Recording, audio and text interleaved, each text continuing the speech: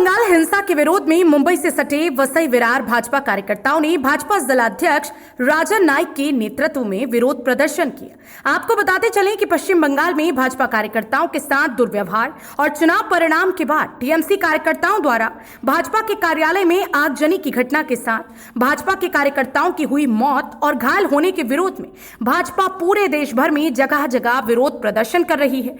उसी कड़ी में वसई विरार भाजपा ने कड़ा विरोध किया है। विरोध प्रदर्शन के बाद क्या कुछ कहना था मौजूद भाजपा नेताओं का, देखिए नाला सोपारा से हमारे संवाददाता की ये खास रिपोर्ट। आज पूरे भारतवर्ष में सभी देशभक्त नागरिक जो लोकशाही को मानते हैं वो सभी लोग परेशान है और सभी जनता, सभी भारतीय जनता पार्टी के कार्यकर्ता रास्ते पे है। वो पश्चिम बंगाल में चुनाव के नतीजे के बाद भारतीय जनता पार्टी के कार्यकर्ताओं के जो खूनी हल्ले हुए उनके घर जला देंगे, हमारे बहनों के साथ दुष्ट व्यवहार हुआ, भारतीय जनता पार्टी के कार्यालय जला दिए गए, उसका निषेध करने के लिए आज का धरना आंदोलन पूरे देश में चालू है। और वो हल्ले का हम लोग जाहिर निषेध करते हैं।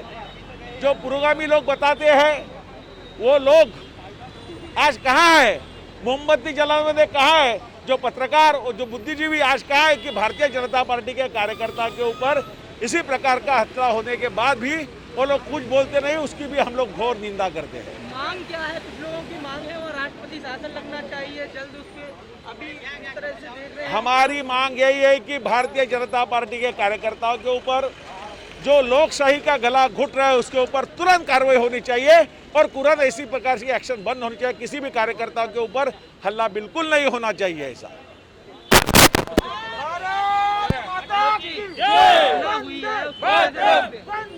ये जो घटना हुई है मुझे एक सरप्राइज होता है कि यदि जीत के बावजूद इस तरह का जीत का जश्न इस तरह से मनाया जा रहा है, अगर हारते तो वो बंगाल में कैसे तांडव होता है ये जनता ने सोचना चाहिए।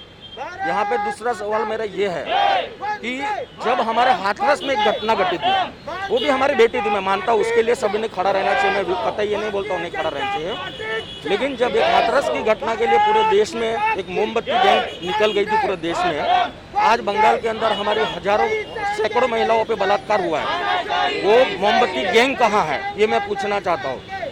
मैं मानवाधिकार को पूछना चाहता हूँ आप कहाँ पे हो।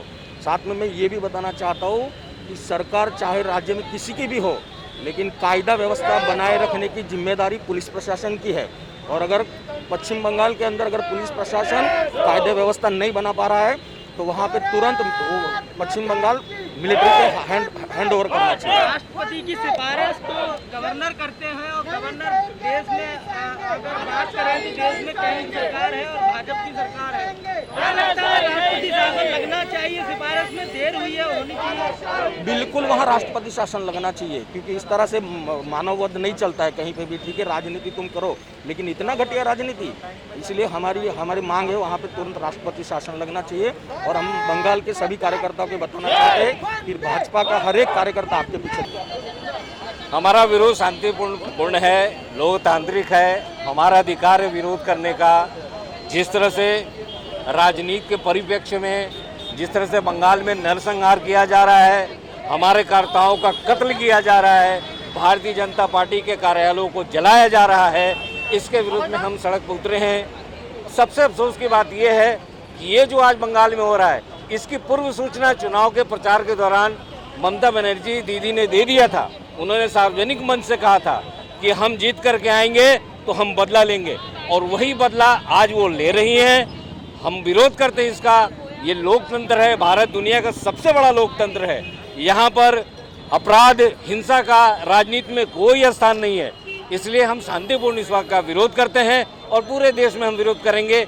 तब तक विरोध करते रहेंगे विभिन्न स्तर पर जब तक कि इसका निकाल नहीं आ जाता है, जब तक इसका समाधान नहीं होता सरकार नहीं करती। आप देख रहे हैं सक्षम न्यूज इंडिया, सबसे पहले सबसे तेज।